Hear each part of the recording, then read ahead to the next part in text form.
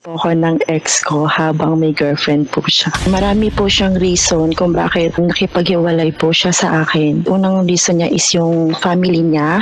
Ayaw daw sa akin ng family niya. And then, hindi daw po ako mabubuntis. Ganun po. Meron po akong cyst sa ovary ko at the same time meron po akong PCOS.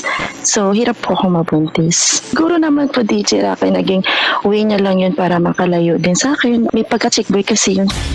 Ilang beses po ako nag-beg. Sabi ko po sa kanya, kung family mo lang naman yung reason, pwede naman nating i-work out yun. Pero ayaw niya talaga, DJ Rocky. Dapat sana daw makahanap daw ako ng lalaki na mas maghihigit pa sa pagmamahal niya sa.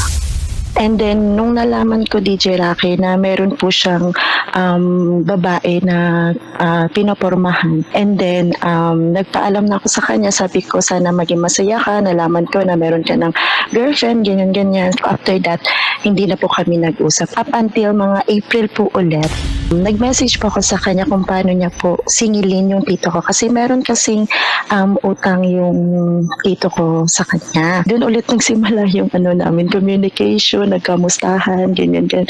Hanggang sa tumawag siya, DJ Rocky. Parang na-miss namin yung isa't isa. Parang ganun din pa rin yung ginagawa namin nung mag-boyfriend pa lang kami.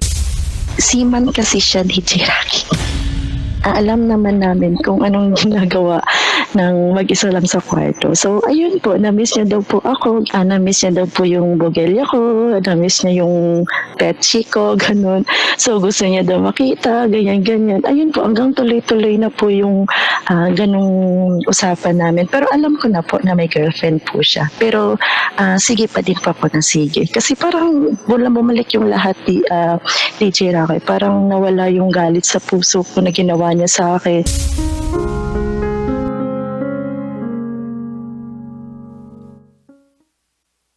Okay lang ba sa'yo na maging parausan ka ng ex mo? Ay, hindi okay yun. Lalo na kung wala namang pera na nakukuha.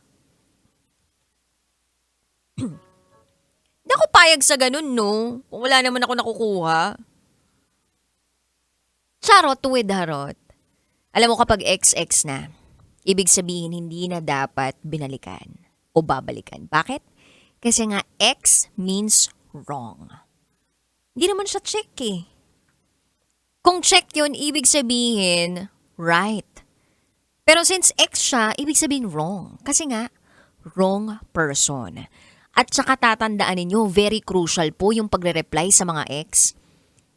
Wag na wag kayong magsisimula ng conversation sa ex ninyo.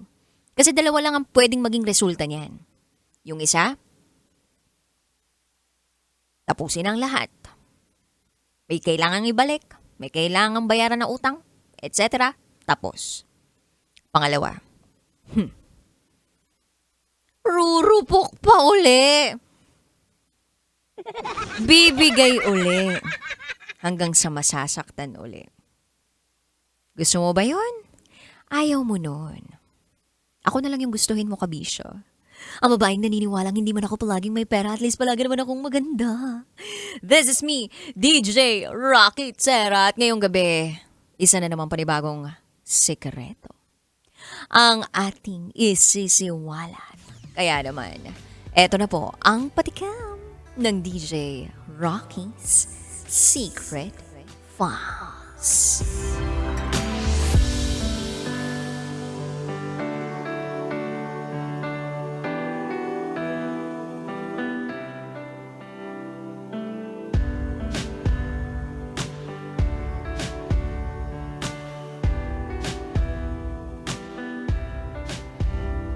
Sabi nila, talamak sa call center ang cheating.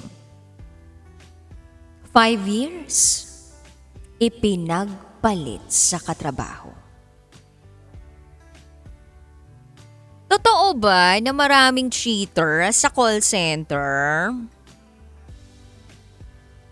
Marami lang ako mga nababalitaan na Na yung isa pumapayag kahit may pamilya na yung isa.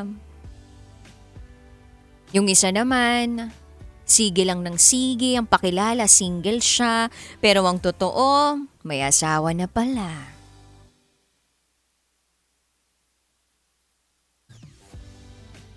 Well, kabisyo, ano kaya itong pinagdaanan ng ating secret file sender? Totoo kaya natalamak ang cheating sa call center? Abangan niyo po yan sa aking pagbabalik. Kapiling pa rin ang inyong Pasa Princess DJ Rakitera. At ikay nakatutok sa 90.7 Love Radio. Kailangan pa bang i-memorize yan? Basic. Up next is DJ Rocky's Secret Files.